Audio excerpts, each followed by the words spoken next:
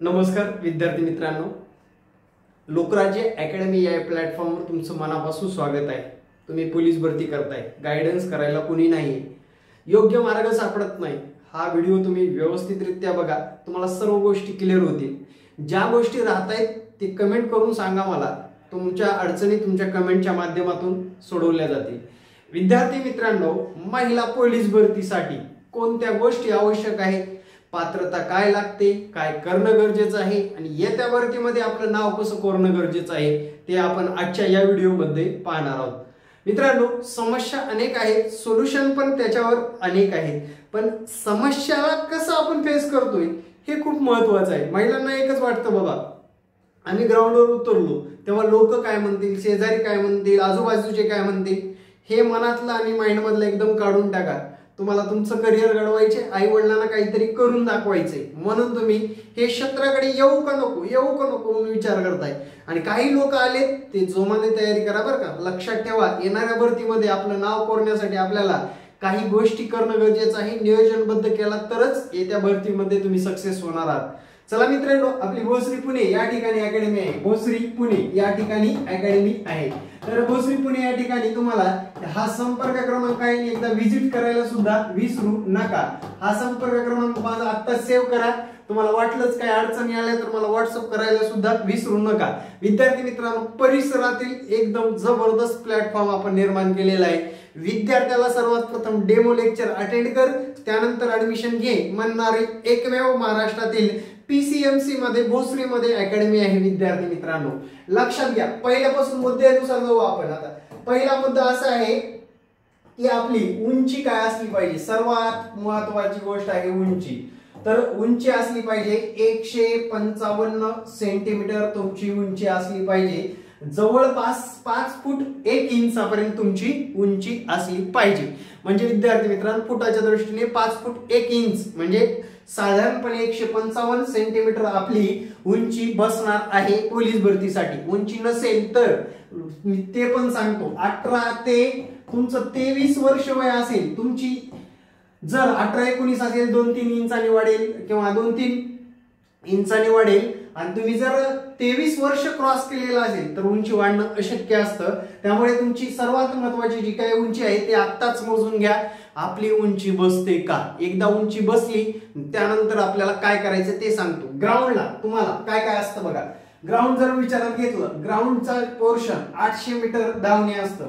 800 metre धावणे, 100 metre धावणे आणि गोळा फेक असतो। गोळा आता 800 मीटरला टाइम असतो मित्रांनो, लिमिटेड टाइम असतो बरं का। लक्षात ठेवा, टाइमाला खूप महत्व आहे। ज्यांचं वेळेचं नियोजन तो यशस्वी झाल्याशिवाय राहतच नाही।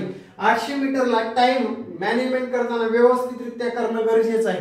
2:50च्या आत आला तर तुम्हाला आउट ऑफ मार्क मिळतात आणि त्याला गुण असतात मित्रांनो 20, याला गुण असतात 15, याला गुण असतात 15। आता पुढे बघा, याच्या पुढे काय होतं, ग्राउंडच्या बाबतीत तुम्हाला बऱ्यापैकी तुमच्या कानावर पण आलं असेल, तुम्ही करत पण असाल।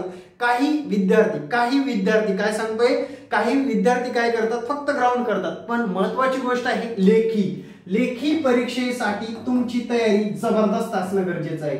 त्यामध्ये विषय आहे मराठी, त्यानंतर विषय आहे अंकगणित, रेड लिहितो कारण खूपच जणांच्या समस्या असतात या विषयामध्ये। त्यानंतर बुद्धिमत्ता आणि त्यानंतरचा विषय आहे मित्रांनो सामान्य ज्ञान। अनेक विषयाचा एकच विषय म्हणून गणला जातो तो सामान्य ज्ञान। या सर्व विषयामध्ये तुम्हाला जबरदस्त मार्क मिळवले पाहिजेत, त्यासाठी नियोजन आत्ताच करणं गरजेचं आहे। फेब्रुवारी-मार्च मध्ये तुमची ऍड आली, तुम्ही ऍड आल्यानंतर तयारी लागलात तर तुम्ही फसलात मित्रांनो, कारण 7-8 महिने आपल्याला तयारीसाठी लागतातच। ते तुम्ही आपल्या मार्गदर्शनाखाली सुद्धा करू शकता। विद्यार्थी मित्रांनो, आता मेरिट कडे वळू आपण। सर, ग्राउंड मध्ये किती मार्क पाहिजे आणि लेखीमध्ये किती मार्क पाहिजे। तुमची शारीरिक पात्रता झाली, शैक्षणिक पात्रता 12वी पास ते पण झालं। त्यानंतर बघा, ग्राउंडची रूपरेषा आणि लेखी परीक्षेमध्ये आपल्याला मेरिट मिळवण्यासाठी किती गुण घेणं गरजेचं आहे बघा। लक्षात घ्या, तुम्हाला इथे ग्राउंड मध्ये 40 गुण मिळाले तर लेखीमध्ये तुम्ही फक्त आणि फक्त 85 गुण मिळवू शकता मित्रांनो। 100 पैकी 85 गुणापर्यंत पोहोचावं लागतंच। मग इथे 125 चं टोटल होतं। आणि मित्रांनो लक्षात घ्या, इथे पुढे अजून एक गोष्ट सांगत आहे मी तुम्हाला, याच्यामध्ये काय करायचं। आता 125 टोटल झाला, हायेस्ट आला बरं का, हा विद्यार्थी किंवा ही विद्यार्थिनी डायरेक्ट ओपनची कॅटेगरी मधले जनरल जागा घेते, आपली जागा एक रिक्त होते. म्हणजे महिलांना पोलीस भरतीमध्ये आगामी काळामध्ये भरपूर संधी आहेत. तुम्हाला व्यवस्थितरित्या अभ्यास करणं गरजेचं आहे. नियोजनानुसार तुमचे मार्गदर्शक जर योग्य नसतील तात्काळ बदला, तात्काळ त्या क्षणाला बदला. कारण येणाऱ्या काळामध्ये या स्पर्धेच्या युगामध्ये तुमचा एकदा वेळ वाया गेला की दुसरं तुम्हाला गोष्ट काहीही करून वेळ मिळवता येत नाहीये. लक्षात ठेवा, कोणत्याही गोष्टी करून आपल्याला वेळ परत घेता येते का? नाही. त्यामुळे जी काही आपल्या आई वडिलांनी संधी दिली, आपल्या नातेवाईकांनी संधी दिली, त्या संधीचं सोनं करण्याच्याकडे धावपळ करण्यात लक्ष द्या. थोडक्यात सांगतो आणि आपल्या अकॅडमी बद्दलचा थोडासा परिचय देतो. मागच्या भरतीमध्ये विद्यार्थी मित्रांनो आपल्या अकॅडमीच्या माध्यमातून 19 वर्षाच्या मुलीला सुद्धा आपण पोलीस केलेला आहे. किती? 19 वर्षाच्या मुलीला सुद्धा. लक्षात घ्या, काय करायचंय काय नाही करायचं या सर्व गोष्टी आणि योग्य मार्गदर्शन लोकराज्य अकॅडमी या युट्यूब चॅनलच्या माध्यमातून आणि विद्यार्थी मित्रांनो आपल्या अकॅडमीच्या माध्यमातून वेळोवेळी तुम्हाला सांगितलं जात असतं. त्यासाठी आपल्या अकॅडमीला एकदा भेट द्यायला विसरू नका. भेट अशासाठी द्या की मार्गदर्शन तुम्हाला कुठेही कमी पडणार नाही. गॅरंटेड तुम्हाला जे काही ग्राउंड साठी लागतं, लेखीसाठी लागतं त्याचं योग्य प्रशिक्षण मिळून जाईल मित्रांनो. आणि आपण जर योग्य प्रशिक्षण घेतला असाल तर नक्कीच येणाऱ्या काळामध्ये रिझल्ट सुद्धा 100% यावाच लागतो. त्यानंतरचा विषय आहे मित्रांनो, तुम्हाला भरती प्रक्रियेमध्ये ज्या काही अडचणी येतात, म्हणजे बऱ्याच जणांना फॅमिली अडचणी असतात, काही जणांना आर्थिक अडचणी असतात, त्याला सुद्धा आपण सहकार्य करत असतो मित्रांनो. लक्षात घ्या, कारण विद्यार्थ्यांच्या भल्यासाठी आपण काम करतोय. येणाऱ्या काळामध्ये सुद्धा विद्यार्थ्यांना योग्य मार्गदर्शन, योग्य गायडन्स आणि विद्यार्थ्याला कसं सक्सेस व्हायचं, कसं यशस्वी व्हायचं वेळोवेळी मार्गदर्शन करतच राहणार आहे. अकॅडमीमध्ये काय होईल मित्रांनो, तुम्ही सर्वात प्रथम डेमो अटेंड करा आपले. बस प्रत्येक विद्यार्थ्याला सांगतो मी, डेमो अटेंड करा. तुम्ही बॅच लावा या न लावा पण डेमो बघून जावा एकदा तुम्ही. का तर या सरांनी सांगितल्याप्रमाणे, या व्हिडिओमध्ये सांगितल्याप्रमाणे भेटतंय का, या अकॅडमीमध्ये सर्व गोष्टी होतात का. डेमोच्या माध्यमातून तुम्हाला रेग्युलर क्लासमध्ये बसवलं जातं. रेग्युलर क्लासमध्ये आपण आपली प्रगती आपल्याला समजते का, आपल्याला शिकवलेल्या गोष्टी कळतायत का, आपल्याला काय करणं गरजेचं आहे, हे डेमोच्या माध्यमातून पहिला मुद्दा आहे. त्यानंतर दुसरा मुद्दा मित्रांनो, तुम्हाला लेखी परीक्षेच्या बाबतीत म्हटलं सर्व विषय डिटेल मध्ये शिकायला भेटणार आहे. मित्रांनो तुम्ही काय करताय, फक्त मराठी विचार करताय, गणित विचार करताय, बुद्धिमत्ता विचार करताय, सामान्य ज्ञानाचा विचार करताय, पण सामान्य ज्ञानाचं एकच पुस्तक वाचता. आपल्याकडे सगळ्या गोष्टी चालतात. पंचायत राज, संगणक असेल, विज्ञान असेल, त्यानंतर तंत्रज्ञान असेल, मागचे पुढचे पहिले दुसरे कोण कसे कशाबद्दल आले, कशावरून आले, चालू घडामोडी कशावर विचारतात यावर सुद्धा विश्लेषण केलं जातं. म्हणजे सर्व विषयाचे क्लास होतील मित्रांनो, तुमचे सर्व विषय. आणि त्यानंतर तज्ञ शिक्षक असणार, गॅरंटेड तज्ञ शिक्षक. तज्ञ म्हणजे विद्यार्थी मित्रांनो तुम्हाला कमतरता कोणत्या गोष्टीची भासणार नाही. कारण तुम्ही डेमो मध्ये पाहू शकता प्रत्येक शिक्षकाचा एक एक डेमो करायचा.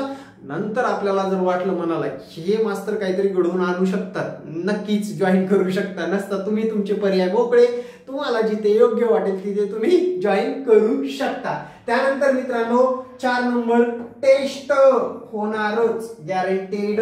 त्यानंतर मित्रांनो एखाद्या डोंगरावर चढला, उलटून पडला, लगेच ग्राउंड झालं का रे, त्याचा व्हिडिओ काढला, अकॅडमी वाला पुढे गेला, आपला काय त्याच्यात फायदा झाला, असं नाहीये आपलं ग्राउंड मित्रांनो. प्रॉपरली डाएट असेल, प्रॉपरली डाएट आणि ज्या गोष्टी लागतात त्याच गोष्टी करणं गरजेचं आहे.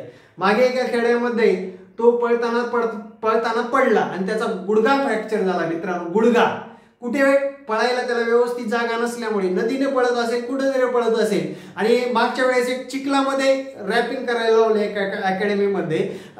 ते चिखलामध्ये हे काय संबंध रे, ह्याच्यावर चालायला लावलं, एकाचं हेच मोडलं मित्रांनो, म्हणजे हे कोपरच मोडून गेलं. म्हणजे ह्या सर्व गोष्टी आपल्याकडे घडत नाहीत, देखाव्याच्या गोष्टी नाहीत. प्रॉपरली ग्राउंडला जे काही आपलं 1600 पोरांसाठी, 800 महिलांसाठी, त्यांच्यासाठी आहे तेच करून घ्या ना. त्याच्यामध्ये स्टॅमिना वाढवा. त्या स्टॅमिना वाढवण्यासाठी तुम्हाला डोंगरावर जावं लागतं, चिखलात तोडावं लागतं, पावसात भिजावं लागतं, असं काही आहे का? स्टॅमिना एक प्रॉपरली व्यायाम करून सुद्धा कमवता येतो, वर्कआउट करून कमवता येतो. त्यासाठी योग्य डाएट प्लॅन सुद्धा सांगितला जाणार. तुम्हाला प्रोटीन खाल्ल्यानंतरच एनर्जी येते असं नाही, हरभरे खाल्ल्यावर सुद्धा येत असते. त्यामुळे त्या गोष्टीकडे लक्ष देणं गरजेचं आहे, त्याच्यावर काम करणं गरजेचं आहे. नसता घरच्यांना म्हणायचं नाही मी आता ग्राउंड करतो, मला प्रोटीन पाहिजे 5,000चं महिन्याला. घरचे सुद्धा काय करतील, पोराचं ग्राउंड पण राहिलं, पोलीस भरती पण राहिली, किंवा पोरीचं ग्राउंड पण राहिलं, पोलीस भरती. मित्रांनो, कुठलीही इन्स्टंट एनर्जी असते त्याचा दुष्परिणाम भोगावा लागतो. त्यामुळे जे काही आपल्या घरी आहे खाऊन पिऊन मस्त मजेत ग्राउंड केला, तुमचा स्टॅमिना नक्कीच येत्या काळामध्ये वाढणार आहे. त्यानंतर सर्व महत्त्वाची माहिती तुम्हाला व्हिडिओच्या माध्यमातून कळाली असेल. लाईक, सबस्क्राईब, शेअर करायला विसरू नका. जय हिंद, जय महाराष्ट्र. आणि येत्या व्हिडिओमध्ये तुम्हाला सर्व माहिती मिळून जाणार. धन्यवाद. जय हिंद, जय महाराष्ट्र. धन्यवाद.